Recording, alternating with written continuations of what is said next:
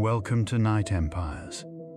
Before we begin tonight's journey, take a moment to like the video, subscribe to the channel, and leave a comment telling us which country you're listening from. Now, find a comfortable position, relax your shoulders, and allow the noise of the day to slowly drift away. Tonight, we are traveling back more than 2,000 years to explore one of the most fascinating networks in human history. It stretched across deserts, mountains, grasslands, and bustling cities. It connected emperors and merchants, monks and explorers, farmers and kings. This was the Silk Road. When most people hear the word Silk Road, they imagine a single road stretching from China to Europe. But the reality was far more interesting. The Silk Road was not one road at all. It was a vast network of trade routes that connected East Asia, Central Asia, the Middle East, and Europe. Thousands of miles of paths crossed some of the most challenging landscapes on Earth, allowing goods, ideas, religions, and cultures to move between distant civilizations. Interestingly, the people who traveled these routes never called them the Silk Road. The name was created much later, in the 19th century, by a German geographer named Ferdinand von Richthofen. Looking back at history, he noticed how important Chinese silk had been in international trade and used the term Silk Road to describe the ancient routes. But silk was only one small part of a much larger story. Long before the Silk Road became famous, people were already trading with neighboring communities. Farmers exchanged crops. Craftsmen traded tools. Nomadic tribes swapped livestock for manufactured goods. Over centuries, these local exchanges gradually expanded. As kingdoms grew larger and populations increased, merchants began searching for new markets farther from home. Little by little, small trade paths connected together, eventually forming routes that stretched across entire continents. One of the most important moments in this story came during the Han Dynasty of China. Around 138 BCE, Emperor Wu of Han wanted to strengthen China's position against powerful nomadic groups living beyond the northern frontier. To gather information and seek allies, he sent an official named Zhang Qian on a diplomatic mission toward Central Asia. The journey was extraordinarily dangerous. Shortly after leaving China, Zhang Qian was captured by hostile tribes and held prisoner for many years. Most people would have abandoned their mission under such circumstances. Yet Zhang Qian remained determined. Eventually, he escaped and continued his travels across Central Asia. He encountered unfamiliar kingdoms, met foreign rulers, and observed cultures that were almost completely unknown to the Chinese court.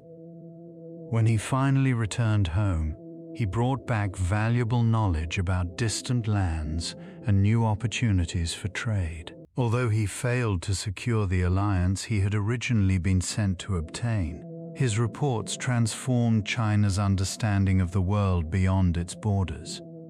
Historians often consider Zhang Qian one of the earliest pioneers of the Silk Road. His journeys encouraged greater contact between East and West and helped open routes that merchants would use for centuries. As trade expanded, one product quickly became especially important: silk. Chinese silk was unlike anything many foreign buyers had ever seen. It was soft, lightweight, beautiful, and remarkably durable.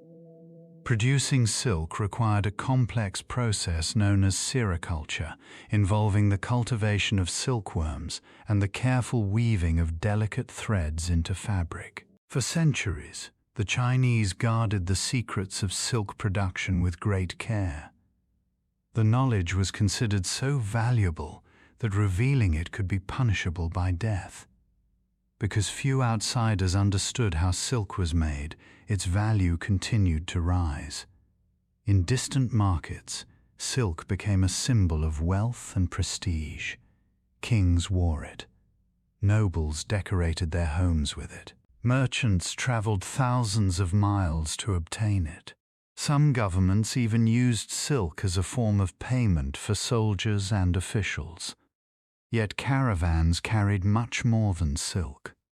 Jade from China moved westward.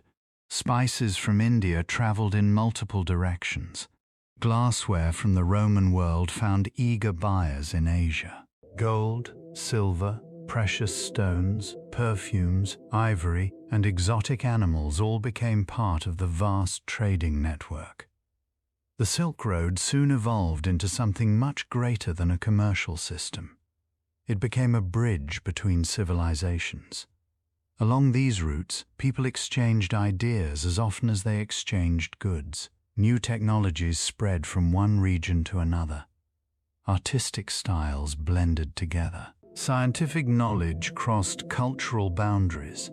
Religious beliefs traveled thousands of miles from their places of origin. Buddhism, for example, moved from India into China along Silk Road routes, carried by monks and pilgrims who journeyed through deserts and mountain passes. The movement of ideas would ultimately prove just as important as the movement of merchandise. Of course, none of this was easy. Travel along the Silk Road required patience, endurance, and courage.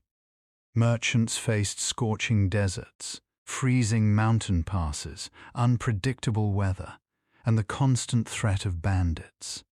A journey that might take a few hours by airplane today could require months or even years in the ancient world. To improve their chances of success, traders traveled in groups known as caravans.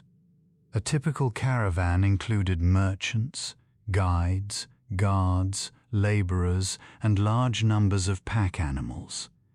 These groups worked together to transport valuable cargo across difficult terrain. Among the most important members of any caravan were the Bactrian camels. With their 2 humps and thick fur coats, these animals were perfectly suited to the harsh conditions of Central Asia. They could carry heavy loads, survive long periods without water, and endure both intense heat and bitter cold.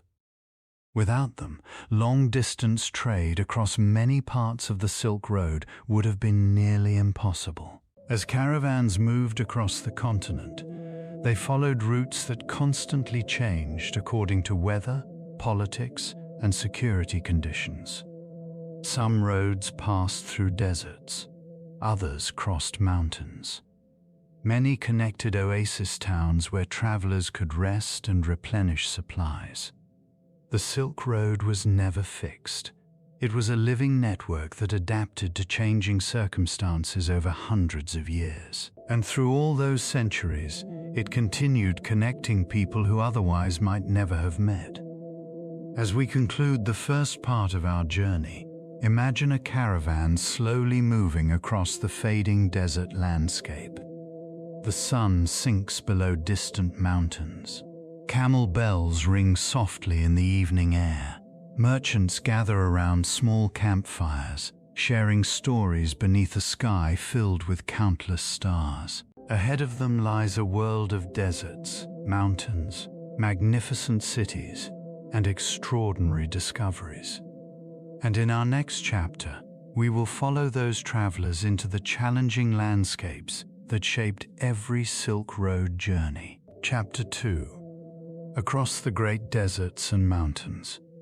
As our journey along the Silk Road continues, we leave behind the story of its beginnings and step into the vast landscapes that made ancient trade both possible and extraordinarily difficult.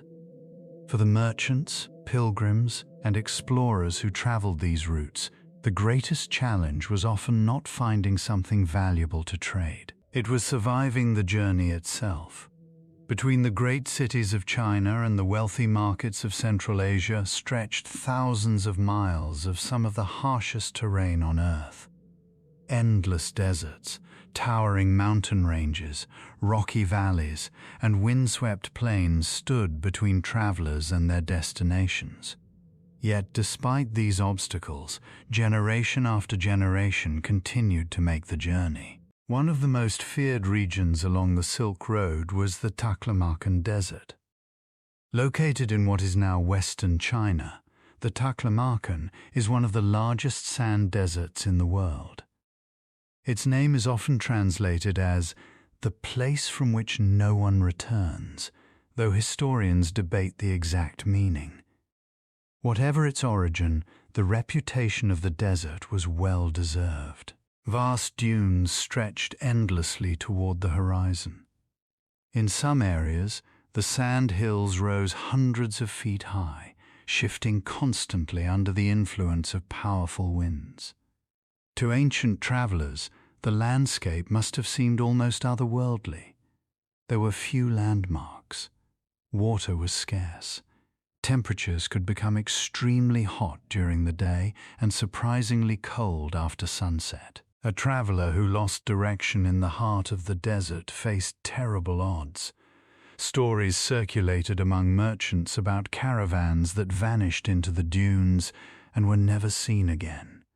Whether all of these tales were true hardly mattered.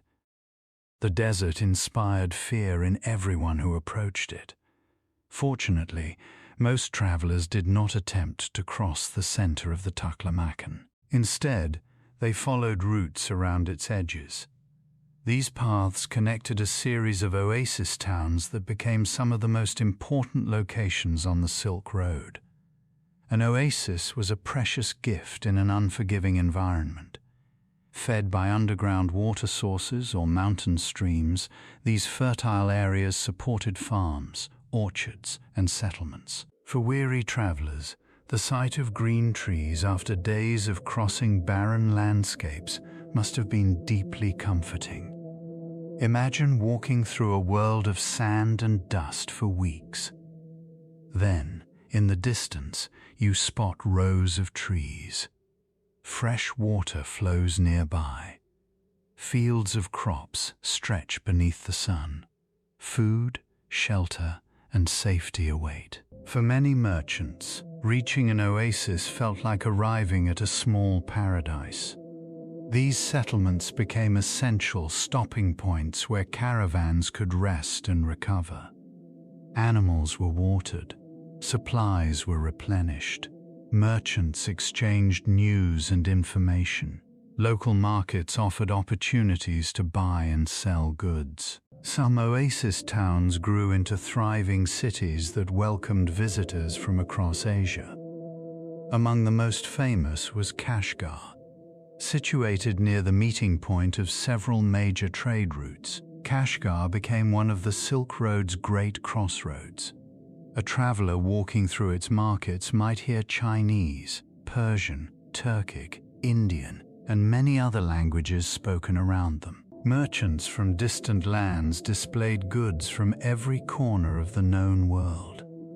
Silks, spices, jewels, carpets, and metalwork changed hands daily. The city was a living example of how the Silk Road connected cultures separated by thousands of miles. But deserts were only one challenge. Beyond them rose the mountains. Some of the world's highest mountain ranges stood directly in the path of Silk Road travelers. The Pamir Mountains were among the most formidable. Often called the roof of the world, they towered above surrounding landscapes with snow-covered peaks and steep valleys. Crossing these mountains demanded courage and endurance. The air became thinner at higher elevations. Travelers unfamiliar with such conditions often struggled to breathe. Narrow paths clung to cliffsides. A single misstep could have disastrous consequences. Weather conditions changed rapidly. Bright sunshine could give way to snowstorms within hours. Yet merchants continued to cross these routes because profitable opportunities awaited beyond the mountains. The rewards often justified the risks. During winter, travel became even more difficult. Heavy snow blocked important passes. Ice covered narrow trails. Freezing temperatures threatened both people and animals. Many caravans carefully planned their departures to avoid the harshest seasons. Even then, nature remained unpredictable. A sudden storm could delay an expedition for days or even weeks. Throughout these difficult journeys, travelers relied heavily on one remarkable animal, the Bactrian camel. Unlike the one-humped camels found in Arabia, Bactrian camels possessed two humps and thick coats of fur. They were perfectly adapted to Central Asia's extreme climate. In summer, they endured intense heat. In winter, they survived freezing temperatures. They could carry hundreds of pounds of cargo while traveling long distances across difficult terrain. Their strength and resilience made them indispensable. Without Bactrian camels, much of the Silk Road's overland trade would have been impossible. A large caravan might include dozens or even hundreds of these animals. The sight of such a caravan moving across the landscape became one of the defining images of the Silk Road. Long lines of camels stretched across deserts and valleys. Bells attached to their harnesses produced soft, rhythmic sounds that echoed through the air. The pace was slow but steady.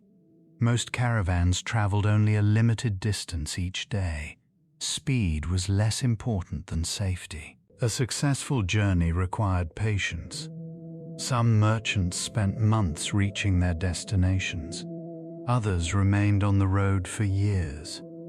At night, camps were established wherever suitable shelter could be found.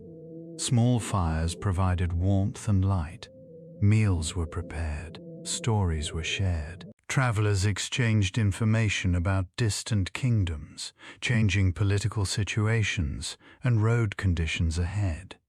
In many ways, these evenings helped create a sense of community among people from very different backgrounds. Yet danger was never far away. Bandits frequently targeted wealthy caravans. The cargo moving along the Silk Road could be worth enormous sums. Silk, gemstones, precious metals, and rare luxury goods attracted thieves hoping for easy riches. To defend themselves, merchants often traveled in large groups and hired armed guards.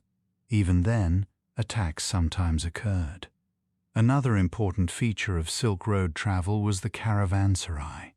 These roadside inns appeared throughout Central Asia and the Middle East. Built specifically for travelers, caravanserais provided shelter, food, water, and secure areas for animals. After weeks of difficult travel, they offered a welcome opportunity to rest. Within their walls, merchants negotiated deals, exchanged news, and prepared for the next stage of their journey. Caravanserais helped transform dangerous routes into functioning trade networks. They became essential links in the chain connecting east and west. As centuries passed, countless travelers crossed deserts, climbed mountains, and followed winding roads through unfamiliar lands. The challenges were immense, yet the rewards were equally great. Because of their determination, goods, ideas, religions, and cultures continued to flow across continents. And as our journey continues, we will soon arrive at the remarkable cities that grew rich from this trade. Places where merchants from every corner of the known world gathered beneath towering walls and bustling marketplaces. Those cities will be the destination of our next chapter. Chapter 3. The Great Cities of the Silk Road. After crossing vast deserts, navigating dangerous mountain passes, and enduring months of travel, Silk Road merchants eventually arrived at places that seemed almost miraculous. Beyond the barren landscapes stood thriving cities filled with markets, temples, workshops, and people from every corner of the known world. These cities were the beating heart of the Silk Road. Without them, long-distance trade could never have flourished. They provided food, shelter, security, and opportunities for merchants to exchange goods. More importantly, they became meeting places where cultures, languages, religions, and ideas blended together. Our journey begins in one of the most important cities of the ancient world, Chang'an. Located in China and known today as Xi'an, Chang'an served as the eastern starting point for many Silk Road routes. During the Han and Tang dynasties, it was among the largest and most sophisticated cities on Earth. Massive walls surrounded the city. Wide avenues stretched between carefully planned districts. Government officials, soldiers, craftsmen, scholars, and merchants filled its streets. At its height, Chang'an may have been home to more than 1 million people. For travelers arriving from distant lands, the city must have appeared astonishing. Markets overflowed with goods from across Asia.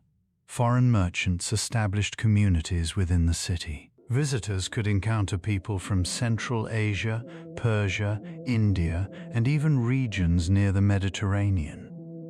The Silk Road brought the world to Chang'an. Leaving the Chinese heartland and moving westward, travelers eventually reached another remarkable destination, Dunhuang.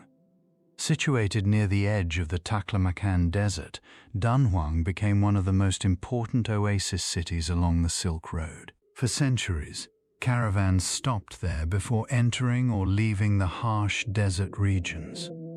The city offered water, food, shelter, and security. But Dunhuang was famous for something even more extraordinary. Nearby lay the Mogao Caves. Carved into cliffs over many centuries, these caves became a center of Buddhist art and learning. Monks, pilgrims, and artists created thousands of paintings and sculptures within the cave temples. Many travelers passing through Dunhuang left donations or commissioned artwork, helping transform the site into one of the greatest cultural treasures of the Silk Road. The city became a place where commerce and spirituality existed side by side. Continuing westward, caravans eventually arrived in Kashgar. Few cities were more important to the Silk Road.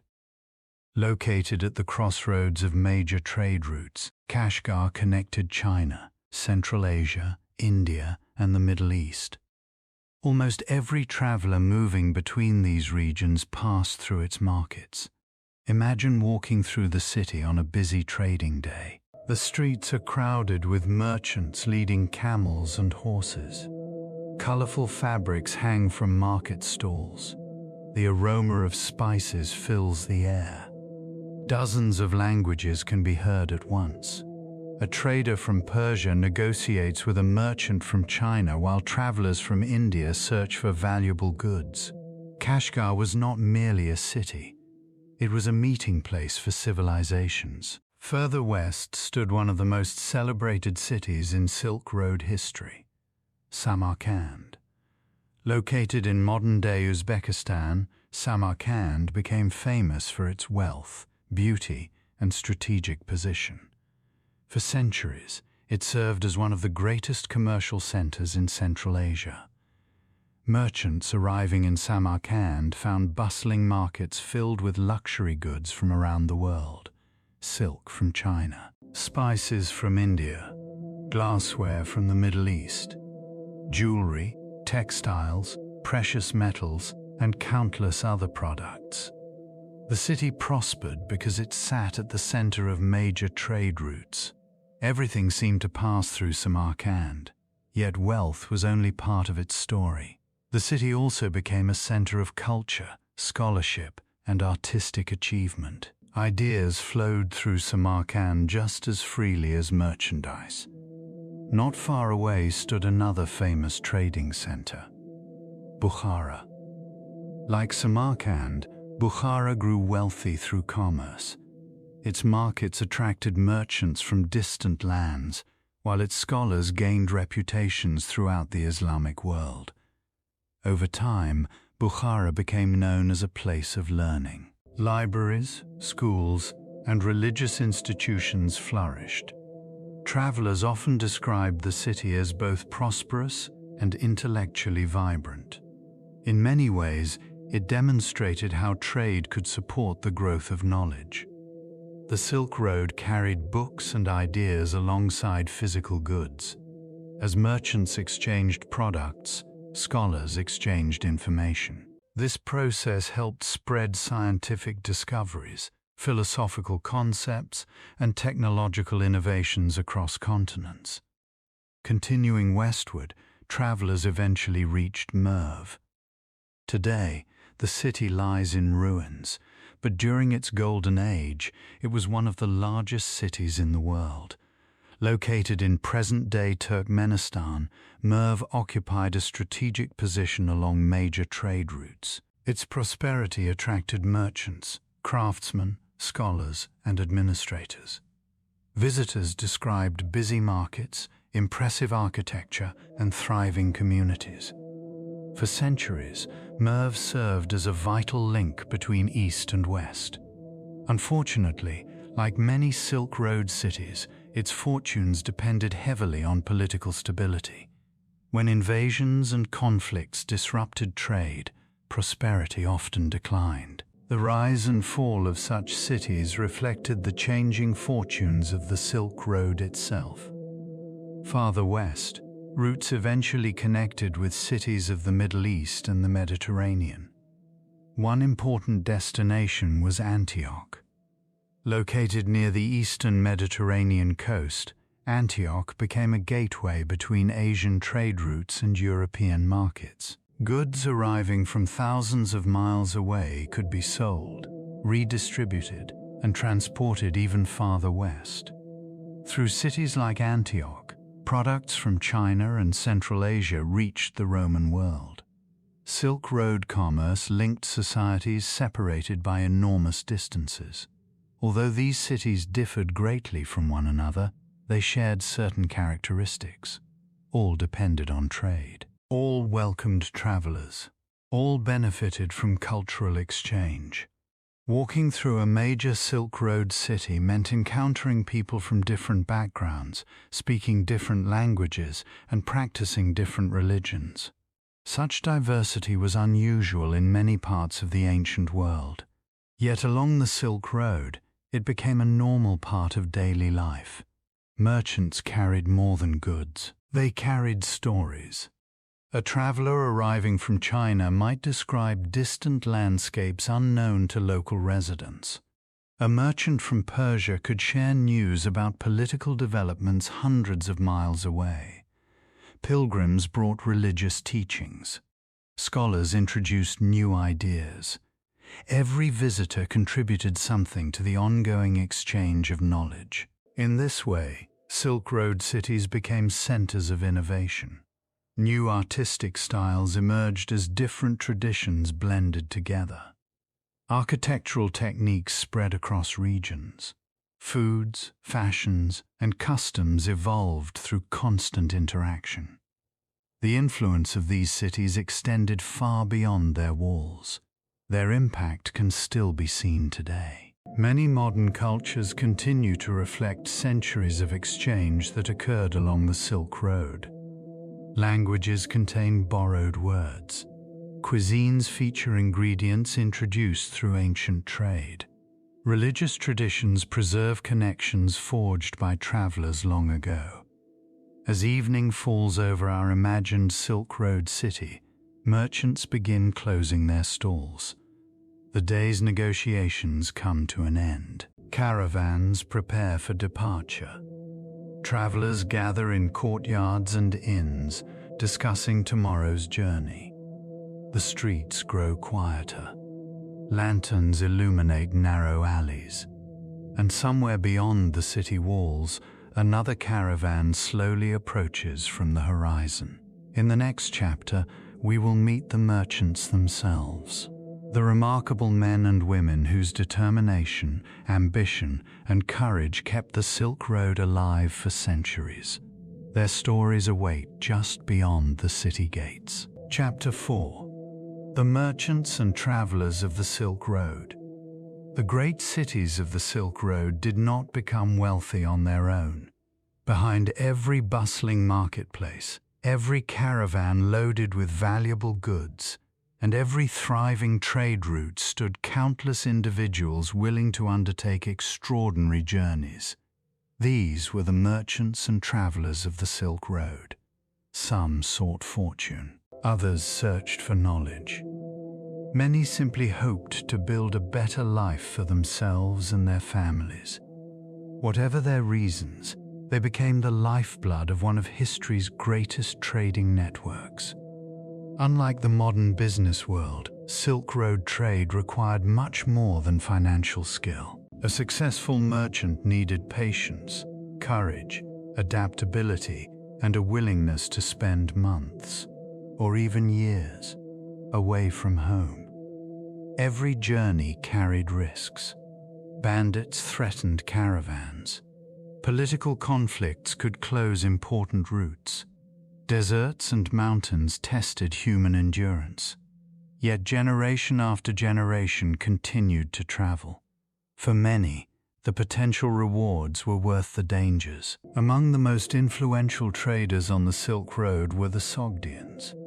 The Sogdians came from Central Asia, particularly regions around Samarkand and Bukhara.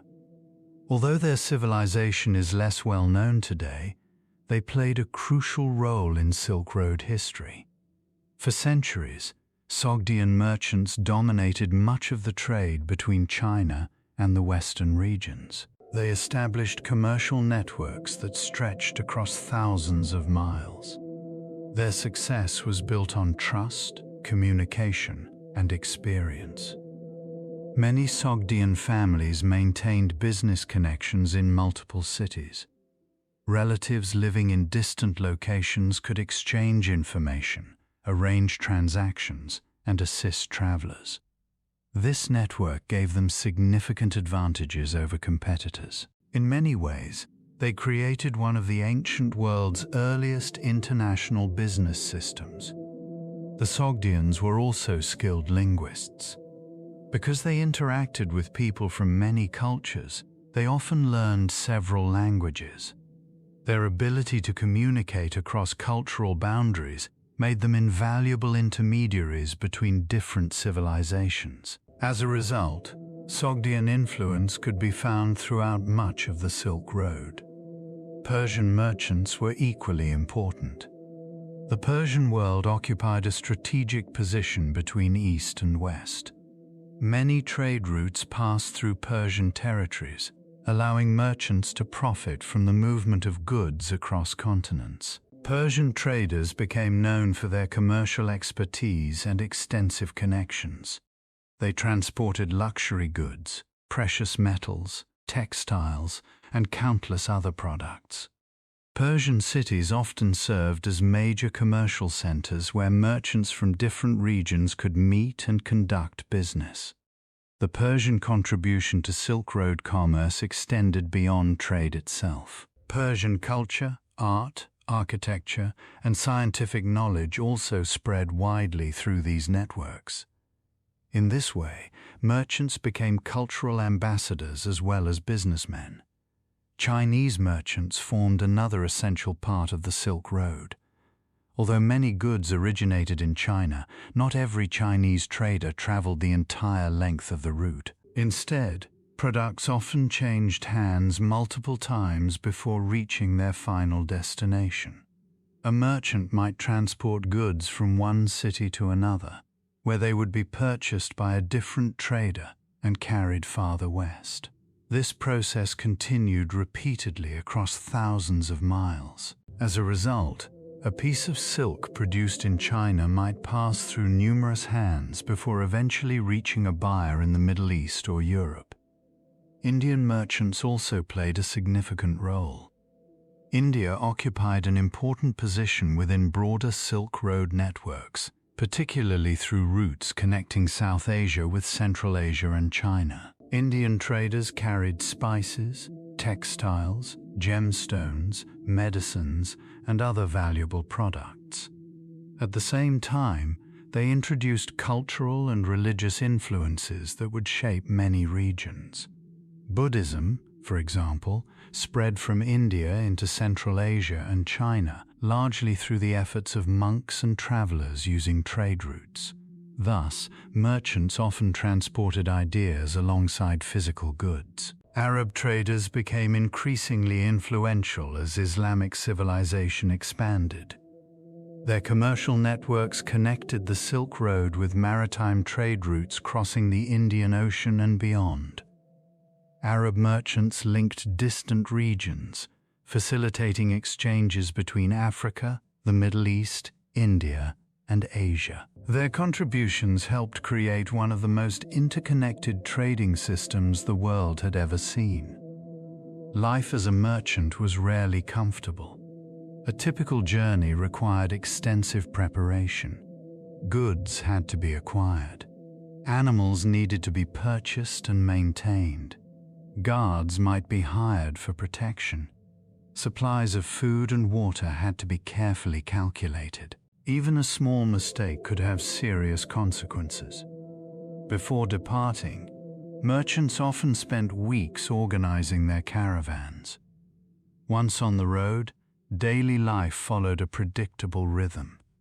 Travel usually began early in the morning before the day's heat became overwhelming. Caravans moved steadily for several hours before stopping to rest. By evening, travelers established camps, cared for their animals, prepared meals, and discussed plans for the following day. Although routines provided structure, surprises were common. Weather conditions could change suddenly. Roads might become blocked. Political events sometimes forced merchants to alter their routes.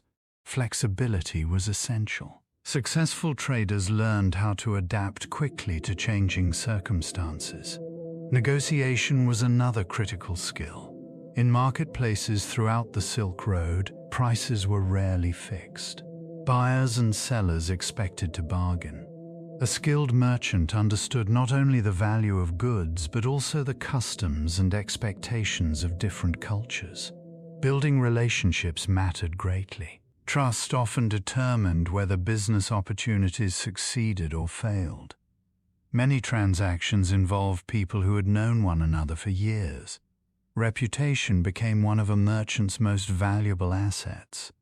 A trustworthy trader could attract customers and partners across vast distances. An unreliable one might quickly lose opportunities. Because of this, honesty and reliability often proved just as important as commercial expertise. Communication presented additional challenges. The Silk Road connected dozens of languages and cultures. Misunderstandings were inevitable. Interpreters frequently assisted negotiations. Some merchants learned multiple languages to improve their effectiveness. Others relied on established contacts who could help bridge cultural differences. Despite these obstacles, commerce continued to flourish.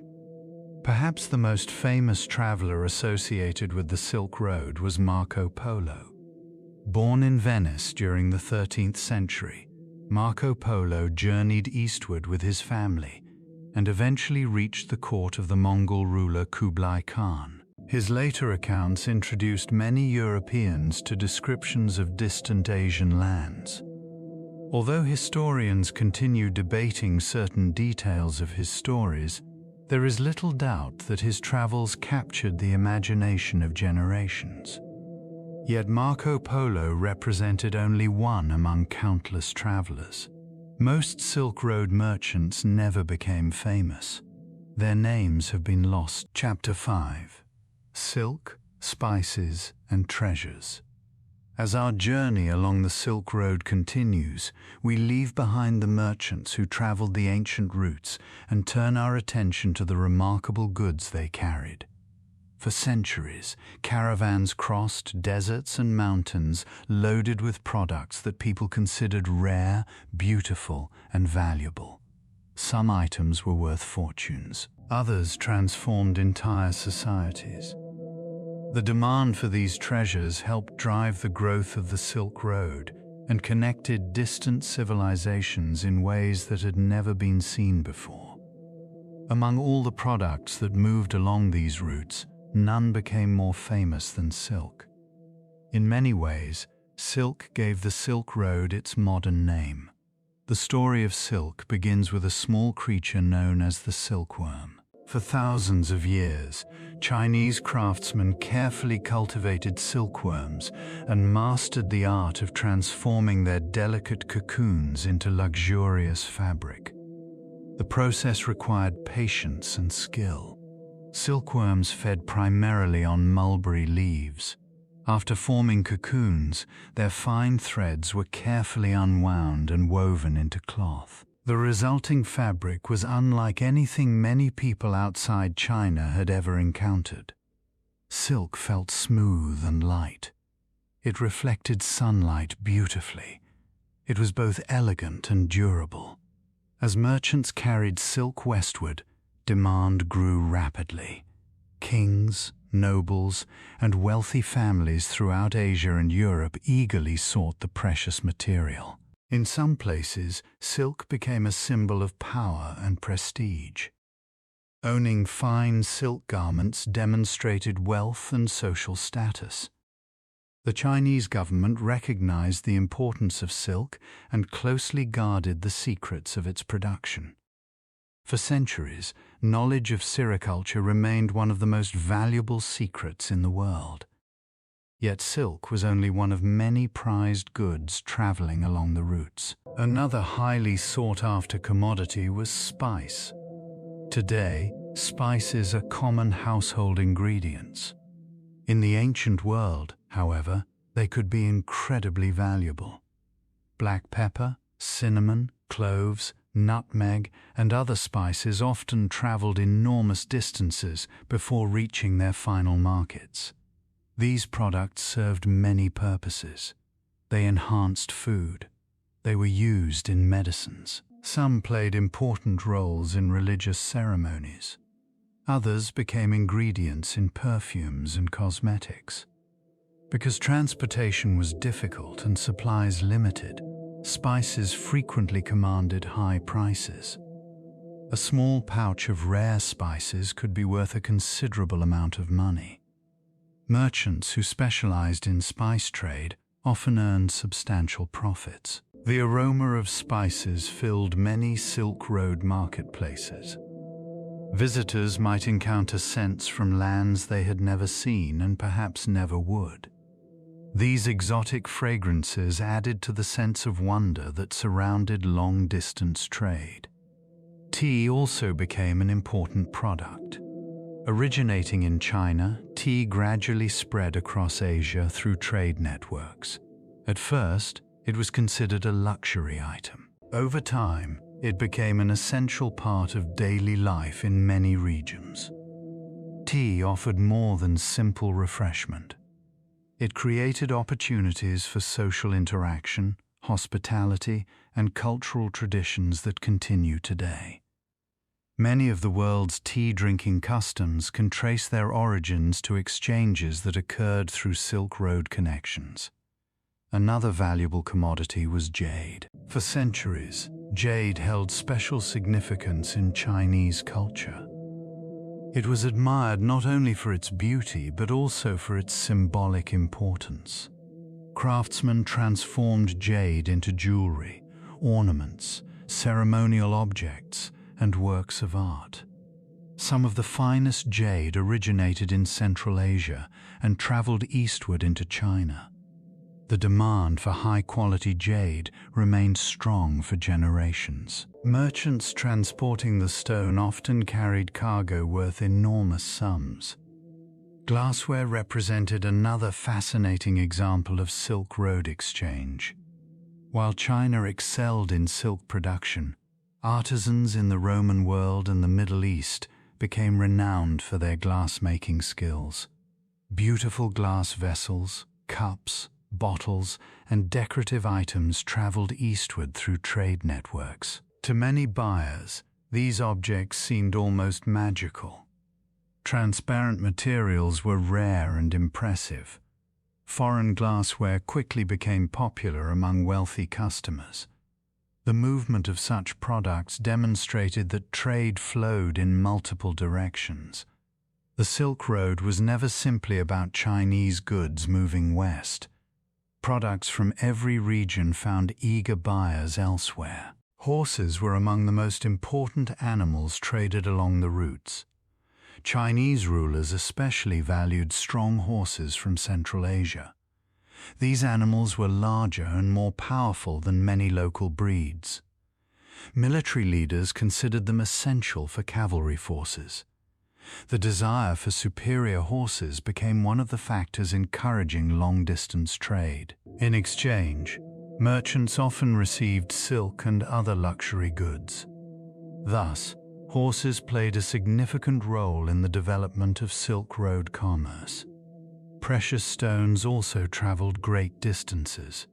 Rubies, sapphires, emeralds, turquoise, and countless other gemstones passed through major trading centers. Many were transformed into jewelry for rulers and wealthy elites. Others decorated religious objects and ceremonial items. The rarity of these stones increased their value. Merchants carefully protected such cargo during long journeys. Even a small collection of gemstones could represent years of earnings. Gold and silver moved throughout the Silk Road as both commodities and forms of wealth. Coins helped facilitate trade between different societies. Precious metals could be exchanged for goods almost anywhere. As a result, they became important components of international commerce. Many rulers accumulated gold and silver to demonstrate their power and support their governments. The Silk Road helped distribute these valuable resources across vast distances.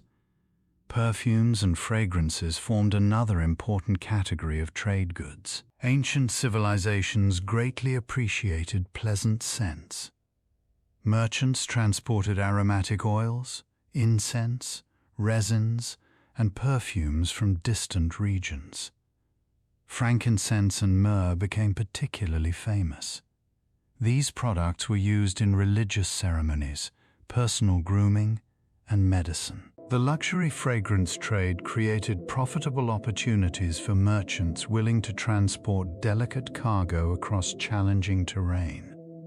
Textiles beyond silk also played a major role. Cotton fabrics from India became highly valued in many markets. Woolen products moved between Central Asia and neighboring regions. Skilled weavers developed distinctive styles that reflected local traditions. As textiles traveled, new patterns and techniques spread from one culture to another. Trade encouraged creativity and innovation in clothing production. Sometimes caravans carried unusual and exotic animals.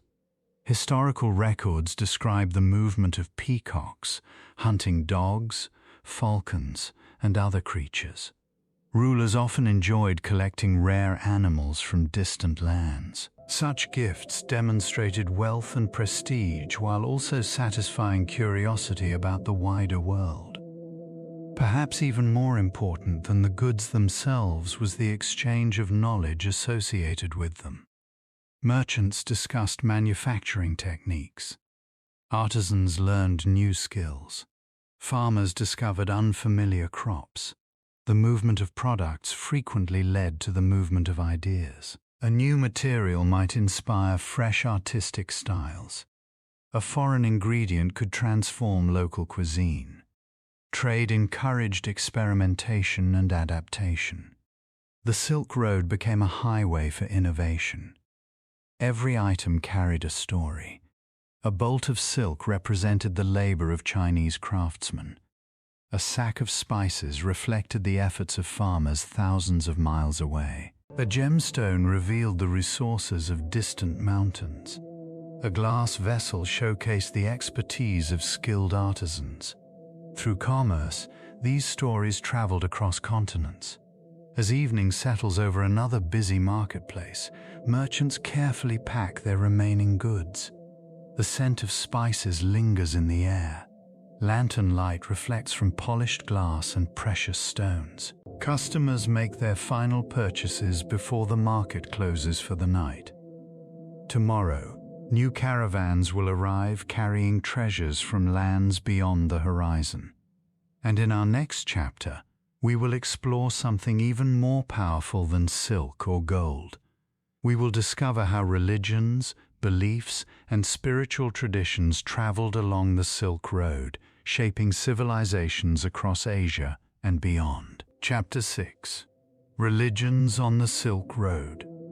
As our journey along the Silk Road continues, we leave behind the bustling marketplaces filled with silk, spices, and precious treasures. Tonight, we explore something far more powerful than any physical commodity. Unlike silk, ideas could not be weighed. Unlike gold, they could not be locked inside a chest. Unlike spices, they never lost their fragrance with time. These were beliefs. And among the most influential ideas carried along the Silk Road were the world's great religions. For centuries, merchants, pilgrims, monks, scholars, and travelers moved across Asia carrying not only goods but also stories, philosophies, and spiritual teachings. In many ways, the Silk Road became one of history's greatest highways of faith. Long before modern communication existed, religions spread through personal contact. A traveler arriving in a distant city might share stories about their beliefs. A merchant could introduce foreign customs to new communities. Pilgrims journeyed across continents seeking sacred places. Through countless small interactions, religious ideas gradually crossed borders and reached entirely new audiences. Among the first major religions to spread along the Silk Road was Buddhism. Buddhism began in northern India during the 6th century BCE with the teachings of Siddhartha Gautama, known as the Buddha. His teachings focused on understanding suffering, cultivating wisdom, and finding inner peace. Over time, Buddhist communities grew throughout India. Yet Buddhism did not remain confined to its birthplace. As trade routes expanded, monks and pilgrims began traveling northward into Central Asia. The Silk Road provided opportunities for Buddhist teachers to reach distant regions. Monasteries appeared along major routes, offering travelers food, shelter, and spiritual guidance. These institutions became important centers of learning. Monks copied sacred texts. Artists created religious paintings and sculptures. Pilgrims gathered knowledge from different cultures. One of the most important destinations for Buddhist travelers was China. The journey was often difficult and dangerous. Crossing deserts and mountains required tremendous dedication. Yet many monks willingly accepted these hardships in pursuit of spiritual goals. As Buddhism entered China, it gradually adapted to local traditions and philosophies. New schools of thought emerged. Temples were constructed. Sacred texts were translated into Chinese. Over centuries, Buddhism became one of the most influential religions in East Asia. The Silk Road played a vital role in that transformation. The city of Dunhuang became particularly important. Its famous cave temples contain thousands of Buddhist artworks created by generations of travelers, artists, and monks. Even today, these caves preserve evidence of the remarkable cultural exchanges that occurred along the Silk Road. But Buddhism was not the only religion traveling these routes. Another ancient faith that influenced Silk Road societies was Zoroastrianism. Originating in ancient Persia, Zoroastrianism is among the world's oldest monotheistic religions. Its teachings emphasized the struggle between good and evil and encouraged individuals to choose righteousness through their actions. For centuries, Persian merchants carried aspects of their faith across Central Asia. Zoroastrian communities appeared in various Silk Road cities. Fire temples, an important feature of Zoroastrian worship, could be found in several regions connected by trade. Although the religion eventually declined in many areas, its influence remained significant. Some scholars believe that elements of Zoroastrian thought influenced later religious traditions. The Silk Road helped facilitate these exchanges. Christianity also reached parts of Asia through trade routes. Many people associate early Christianity primarily with Europe and the Middle East. However, Christian communities existed much farther east than many realize. A branch of Christianity known as Nestorian Christianity spread along the Silk Road during the early centuries of the Common Era. Missionaries traveled through Persia and Central Asia before reaching China. Historical records indicate that Christian communities were established in several Silk Road cities. Churches were built. Religious texts were translated. Local believers adopted Christian teachings while maintaining aspects of their own cultural traditions. Though these communities remained relatively small, they demonstrate how the Silk Road enabled the movement of ideas across extraordinary distances. Another major faith that spread through Silk Road networks was Islam. Beginning in the 7th century CE in Arabia, Islam expanded rapidly across the Middle East, Central Asia, and beyond. Muslim merchants became some of the most active traders in the ancient world. Their commercial networks connected numerous regions through both land and sea routes. As Muslim traders traveled, they introduced Islamic beliefs to new communities. Mosques appeared in trading centers. Religious scholars accompanied merchants. Over time, many Silk Road cities developed vibrant Islamic cultures. The influence of Islam became particularly strong in Central Asia. Cities such as Samarkand and Bukhara emerged as important centers of Islamic learning. Scholars produced significant works in science, mathematics, medicine, and philosophy. These intellectual achievements would later influence societies far beyond the Islamic world. The Silk Road helped spread not only religious teachings but also the knowledge associated with them. Hindu traditions also traveled through parts of the Silk Road network. Merchants and pilgrims from India carried religious ideas into neighboring regions. Although Hinduism did not spread as widely along the Silk Road as Buddhism or Islam, its influence can still be detected in certain cultural and artistic exchanges. Religious interaction often produced fascinating results. In many Silk Road cities, multiple faiths existed side by side. Buddhist temples might stand near Christian churches. Zoroastrian communities could coexist with Muslim merchants. Different traditions interacted regularly through commerce and daily life. This diversity encouraged cultural exchange and mutual influence. Of course, disagreements sometimes occurred. Religious differences could create tension, yet many Silk Road communities developed practical ways to accommodate diversity. Trade often depended upon cooperation. Merchants from different backgrounds needed to work together.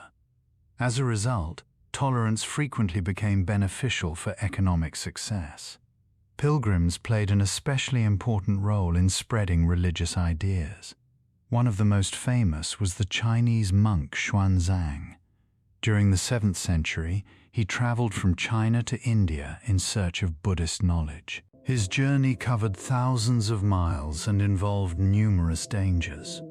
After years of travel, he returned home carrying sacred texts and valuable information about foreign lands.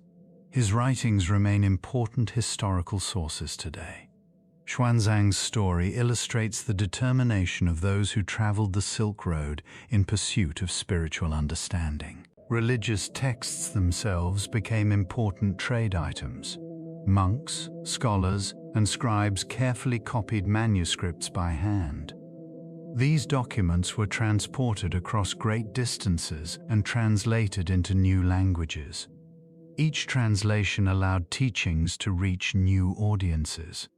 The preservation and distribution of such texts helped shape the intellectual history of entire civilizations. Perhaps the greatest legacy of religion on the Silk Road was the exchange of ideas. People encountered unfamiliar beliefs and different ways of understanding the world. Some adopted new faiths. Others adapted foreign concepts to local traditions.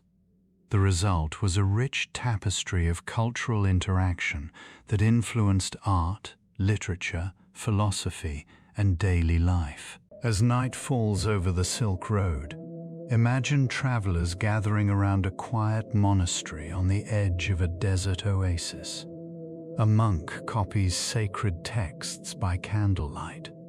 Pilgrims share stories of distant temples. Merchants discuss beliefs they have encountered on their journeys. Above them, the stars shine over routes that have carried not only goods but also humanity's deepest questions and hopes. And in our next chapter, we will meet the great empires that protected these routes, maintained stability, and allowed trade to flourish across vast regions of the ancient world. Chapter 7. Empires that protected the Silk Road. As our journey along the Silk Road continues, we now turn our attention away from merchants, cities, and religions, and focus on the forces that made long-distance trade possible on a massive scale. Because without stability, there can be no trade.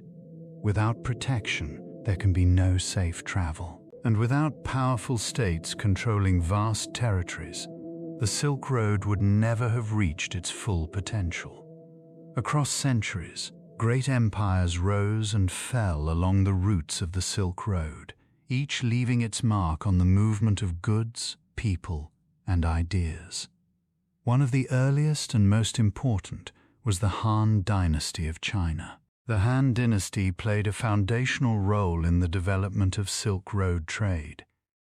As Chinese influence expanded westward, officials and military forces secured key regions and established diplomatic relations with Central Asian kingdoms.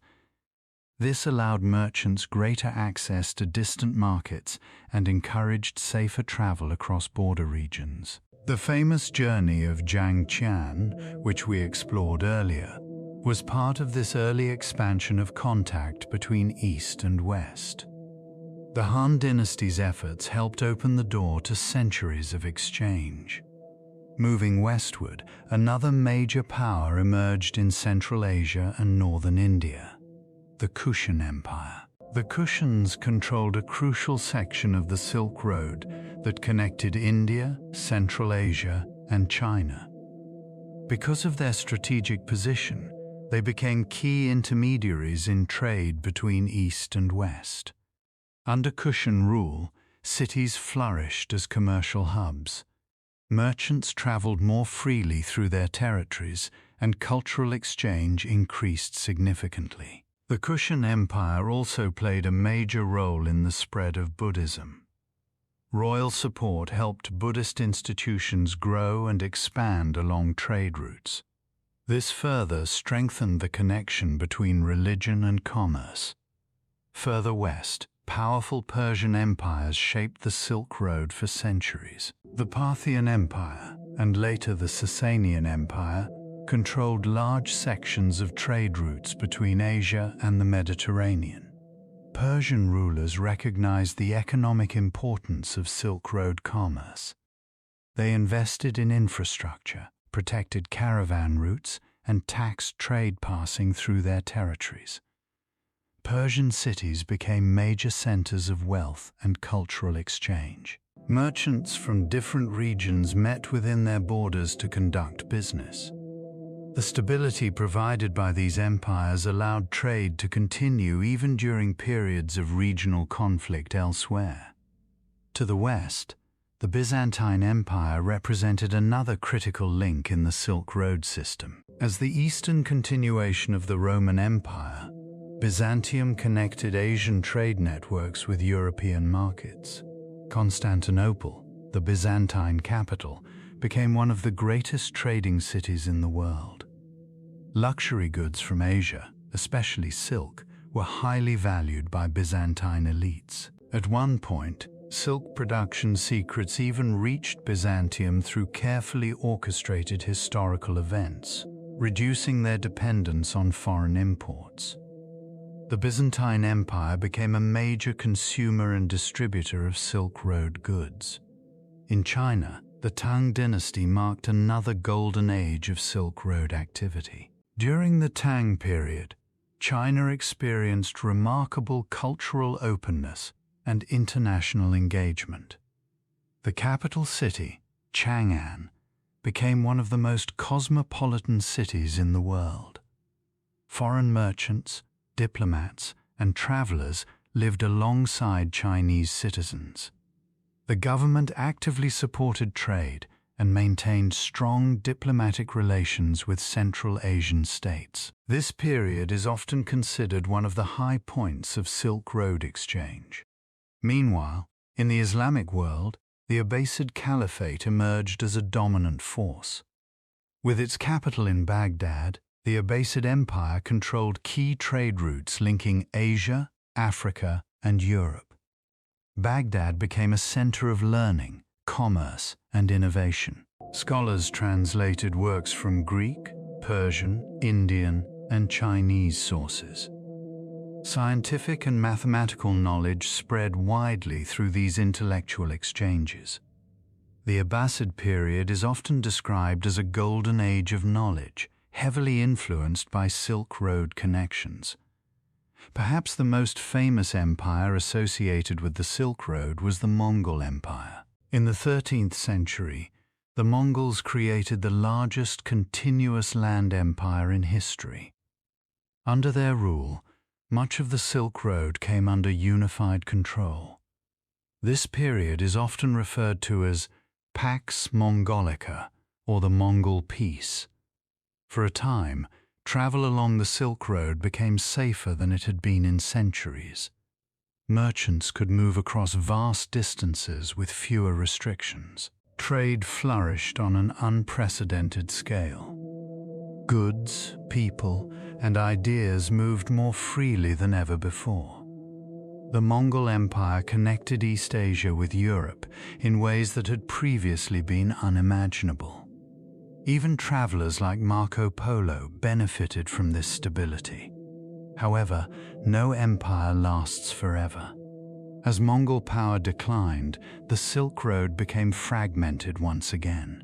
Regional conflicts returned. Trade routes became less secure. New maritime routes began to emerge, gradually reducing the importance of overland travel. Still, the legacy of these empires remained deeply embedded in the Silk Road system. They built roads, protected caravans, established laws, and encouraged trade.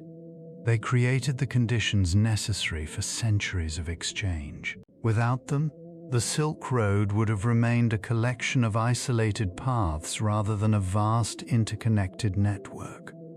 As we reflect on these great powers, imagine the Silk Road not as a single road, but as a living system shaped by politics and power. Empires rose like waves across the land, each leaving behind networks of cities, fortresses, and trading posts. Caravans moved in the spaces between them, carrying goods that depended on stability to reach their destinations. And as night falls across these ancient territories, soldiers patrol distant borders while merchants prepare for another long journey. In our next chapter, we will step away from empires and armies and look instead at the daily lives of ordinary people, how they ate, worked, dressed, and lived along the Silk Road. Chapter 8. Everyday life along the Silk Road. As our journey continues beyond empires and trade routes, we now step into something more personal. Away from the grand cities, powerful kings, and wealthy merchants, there existed another Silk Road, one made of ordinary lives. These were the farmers, craftsmen, innkeepers, caravan workers, and families who lived along the trade routes and shaped daily life in quiet but important ways. For most people, the Silk Road was not an adventure. It was home. In cities and small settlements scattered across Asia, daily life was deeply influenced by the constant movement of travelers. Foreign visitors were common. Different languages could be heard in marketplaces. New goods appeared regularly from distant lands. This created a unique cultural environment where everyday life was constantly shaped by exchange. Food was one of the most noticeable aspects of this interaction. Along the Silk Road, cuisines blended and evolved over time. In some regions, wheat-based foods such as bread and noodles were common. In others, rice formed the foundation of daily meals. Spices from India, herbs from Central Asia, and cooking techniques from China and the Middle East slowly merged through trade connections. A traveler might sit in a roadside inn and taste flavors from multiple cultures in a single meal. Tea, already an important commodity, also became part of daily routines in many regions. In China, tea drinking developed into a cultural practice associated with relaxation and hospitality. In Central Asia and beyond, different variations of tea preparation emerged as the drink spread along trade routes. Simple meals often reflected the resources available in each region, but Silk Road exchange gradually expanded culinary variety. Clothing also reflected the diversity of the Silk Road. In desert regions, loose and breathable garments helped protect travelers from heat and sand. In mountainous areas, thick wool and layered clothing provided warmth against cold temperatures. Silk, of course, remained a luxury material worn by the wealthy. Its presence in distant regions was a visible reminder of long-distance trade. A noble wearing silk in one part of the world might be connected, indirectly, to farmers and artisans thousands of miles away in China. Cities along the Silk Road were especially diverse in their daily life. Markets were central to social and economic activity. People gathered not only to buy and sell goods, but also to exchange news, stories, and information. A merchant might hear about political changes in a distant empire. A traveler could learn about weather conditions in the mountains ahead. Information traveled almost as quickly as goods. Housing varied widely depending on location and wealth. In major cities, wealthy families lived in large homes with courtyards and decorative architecture. In rural areas, simpler structures made from local materials were more common. Along caravan routes, temporary shelters and inns provided rest for travelers. One of the most important institutions of Silk Road life was the caravanserai. These roadside complexes were more than just inns. They functioned as safe resting places for both people and animals. Inside a caravanserai, merchants could sleep securely, repair equipment, and store goods. Courtyards provided space for camels and horses to rest after long journeys. Walls offered protection from bandits and harsh weather. These facilities played a critical role in supporting long-distance trade. Without them, travel would have been far more dangerous and exhausting. Education and knowledge also spread along the Silk Road. Children in trading cities often grew up exposed to multiple languages and cultures. Scholars traveled between regions, bringing books, ideas, and scientific knowledge. Libraries and schools in cities like Samarkand, Bukhara, and Baghdad became centers of learning. Mathematics, astronomy, medicine, and philosophy all benefited from this exchange. In many ways, the Silk Road functioned as an intellectual network as much as a commercial one. Medicine was another area influenced by cross-cultural interaction. Healers and physicians shared remedies and treatments across regions. Herbal knowledge from China, India, Persia, and the Islamic world combined over time. Medical texts were translated and studied in multiple languages. This exchange contributed to advancements in understanding the human body and disease treatment. Music and entertainment also reflected cultural blending.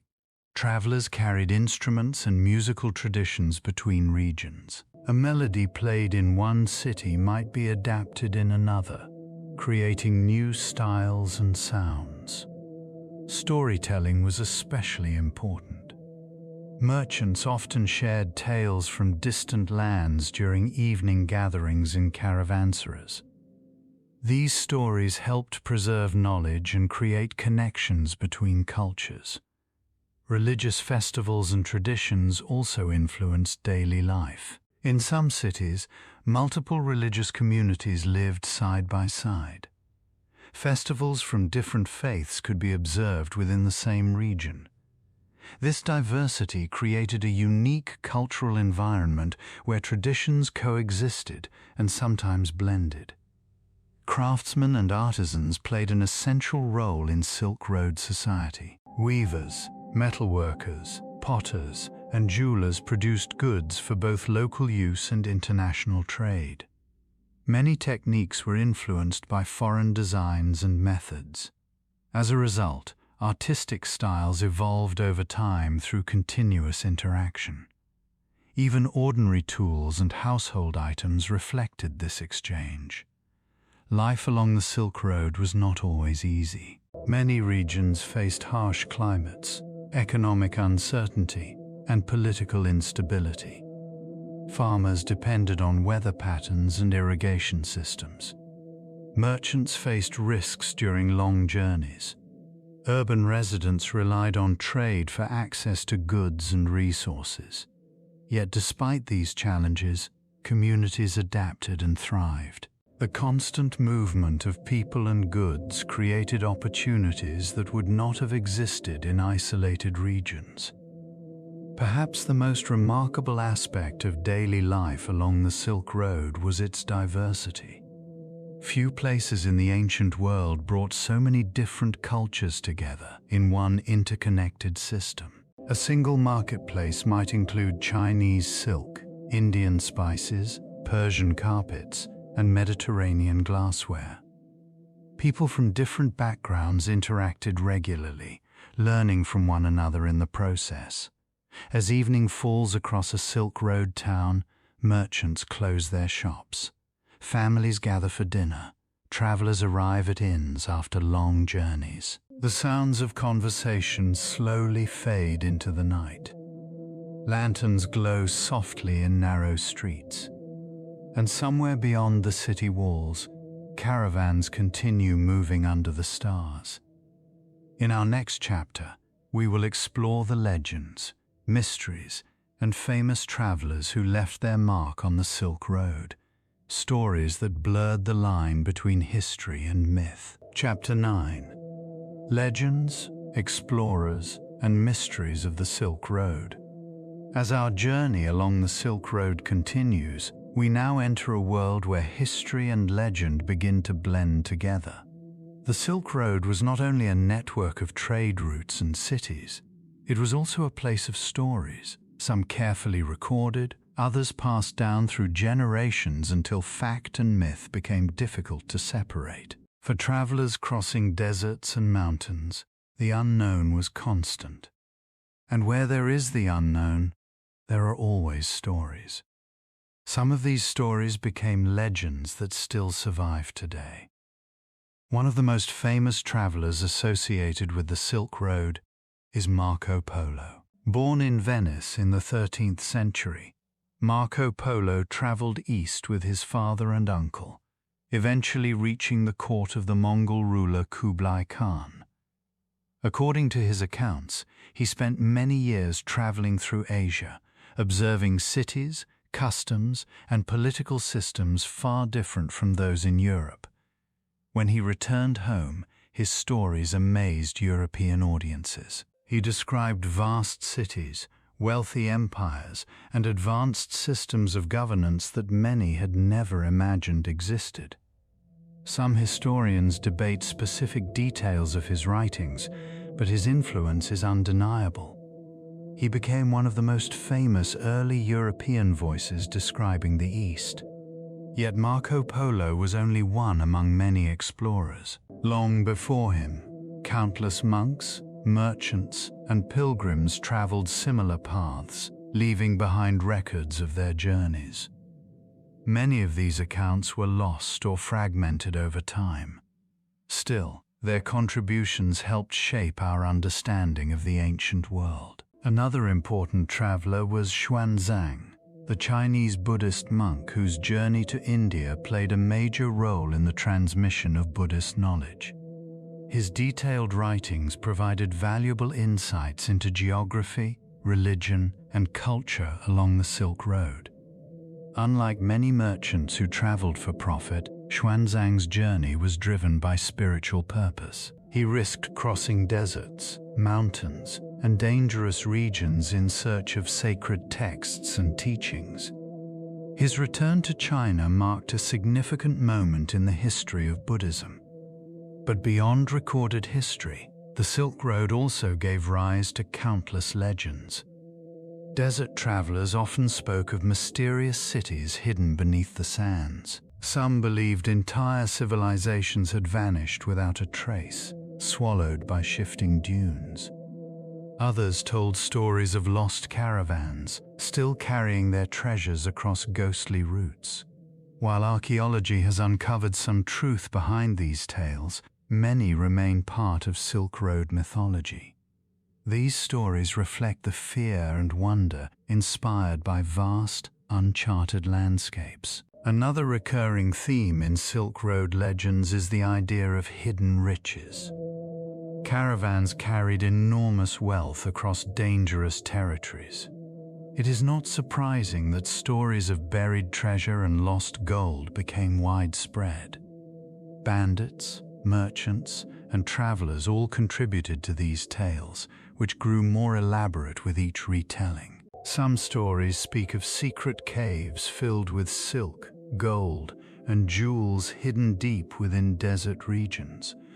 Others describe caravans that disappeared during sandstorms, leaving behind only faint traces of their existence. Whether true or exaggerated, these legends capture the risks of long-distance travel in the ancient world. The Silk Road was also filled with accounts of unusual animals and strange lands. Travelers often described creatures that seemed unfamiliar or even mythical. Exotic animals transported along trade routes fascinated people who had never seen such species before. These descriptions sometimes became distorted as they traveled further from their source, contributing to legends of fantastic beasts. Maps from different eras of Silk Road history reflect this mix of knowledge and imagination. Early cartographers often filled unknown regions with speculative geography, blending real places with mythological concepts. As a result, ancient maps sometimes show fantastical elements alongside recognizable cities and routes. Even so, these maps were important tools for navigation and understanding the world. One of the most fascinating aspects of Silk Road exploration is how knowledge gradually expanded over time. Each traveler added a small piece to a larger puzzle. Merchants contributed information about trade routes. Monks recorded religious and cultural observations. Explorers described geography and political conditions. Together, these accounts slowly improved understanding of distant regions. Yet much remained unknown for centuries. Another intriguing feature of Silk Road history is the role of lost cities. Some settlements that once thrived along trade routes eventually disappeared due to shifting rivers, changing climates, or political decline. In modern times, archaeologists have rediscovered some of these sites buried beneath sand or hidden in remote regions. These discoveries provide valuable insights into ancient life along the Silk Road. They reveal buildings, artifacts, manuscripts, and artworks that help reconstruct forgotten histories. Still, many sites remain unexplored, leaving room for speculation and mystery. The Silk Road also inspired imagination in literature and storytelling. Writers from different cultures incorporated elements of distant lands into their works. Stories of foreign kings, exotic merchants, and distant kingdoms circulated widely. These narratives shaped how people perceived the wider world. Even when based on limited knowledge, they reflected curiosity about what lay beyond familiar borders. Bandits and dangers also became part of Silk Road legend. Stories of attacks on caravans were common, and over time, these accounts often became exaggerated. In reality, while banditry did exist, many caravans successfully completed their journeys. Still, tales of danger reinforced the perception of the Silk Road as a place of both opportunity and risk. Perhaps one of the most powerful aspects of Silk Road storytelling is its sense of wonder. For people living in isolated regions, the Silk Road represented a connection to unknown worlds. Every merchant who arrived brought news from distant places. Every traveler carried experiences that seemed almost unbelievable. As these stories spread, they shaped how people imagined lands they would never see. As night falls once again over our imagined Silk Road, picture a group of travelers gathered around a campfire in the desert. The wind moves gently across the dunes. A merchant tells a story of a lost city buried beneath the sand. A monk speaks of distant temples filled with golden light. A caravan guard listens quietly, watching the horizon for danger. Above them, the stars stretch endlessly across the sky. And somewhere beyond that sky lies a world of mystery, waiting to be discovered. In our final chapter, we will explore the decline of the Silk Road and its lasting legacy. A story of transformation, change, and the enduring impact of one of history's greatest networks. Chapter 10. The end of the Silk Road and its legacy. As our journey along the Silk Road reaches its final chapter, we arrive at a turning point in history. For centuries, the Silk Road had connected east and west through a vast network of deserts, mountains, cities, and cultures. It carried silk, spices, ideas, religions, and knowledge across continents. But like all great systems in history, it eventually began to change. And over time, the Silk Road slowly declined. One of the major reasons for this decline was the rise of maritime trade. As ships and navigation technologies improved, sea routes became more efficient for transporting large quantities of goods. Instead of crossing dangerous deserts and mountains, merchants could sail across oceans. The Indian Ocean Trade Network became especially important. It connected East Africa, the Middle East, India, Southeast Asia, and China through faster and often safer routes. Sea travel could carry far more goods at lower cost compared to overland caravans. As a result, many traditional Silk Road routes gradually lost their importance. Another factor was political instability.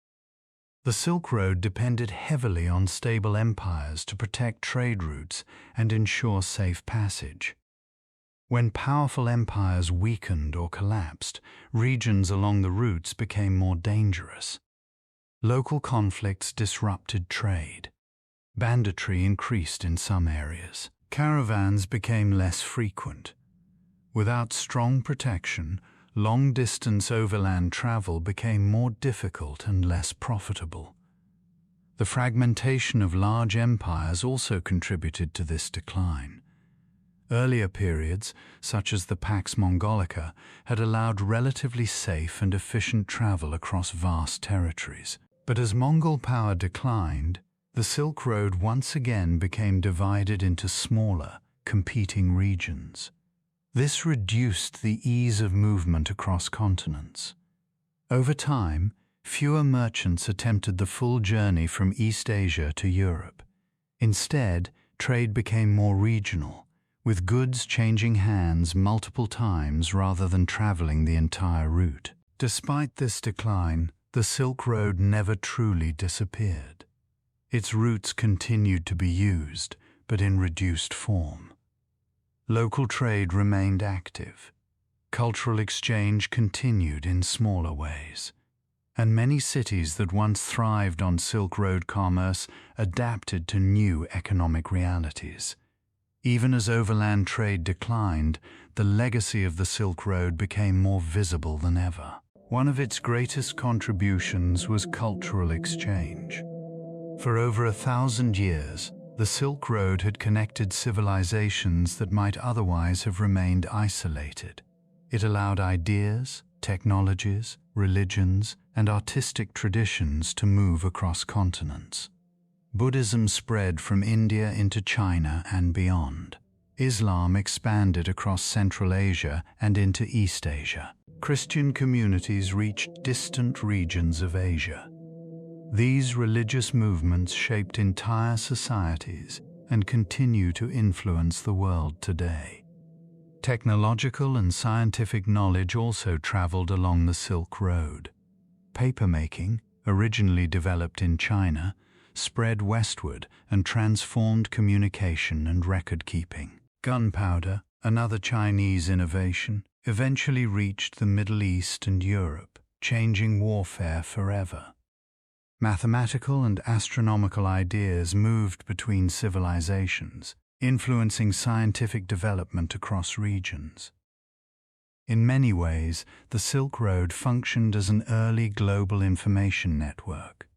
Art and culture were equally transformed. Styles of painting, architecture, and design blended across regions.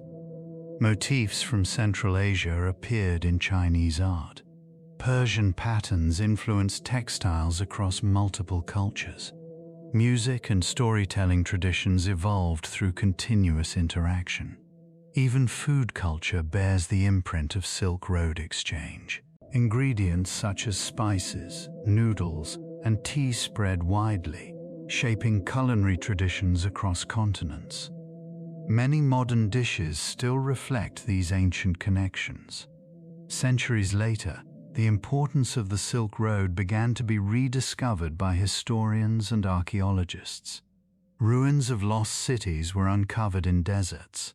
Ancient manuscripts were found in cave temples. Artifacts revealed the scale and complexity of ancient trade networks.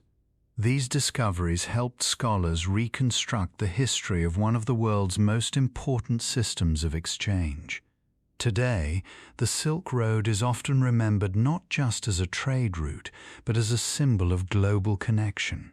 It represents the idea that civilizations are not isolated, but deeply interconnected. Modern initiatives, sometimes referred to as the New Silk Road, aim to revive elements of this ancient connectivity through infrastructure and trade projects. Although the world has changed dramatically since the time of camel caravans, the core idea remains the same. People, goods, and ideas continue to move across borders, shaping the modern world just as they did in the past. As we reach the end of our journey, imagine once again the long roads that stretched across deserts and mountains. Picture caravans slowly disappearing into the horizon. Hear the distant sound of camel bells fading into the night. And think of the countless travelers who once crossed these lands, never knowing that they were part of something far larger than themselves. The Silk Road was not just a route. It was a connection between worlds, a bridge between civilizations, and a reminder that even across vast distances, humanity has always been linked by trade, curiosity, and the desire to understand one another. And now, as our story comes to an end, the ancient roads grow quiet, but their legacy continues, echoing through history, culture, and the modern world we live in today.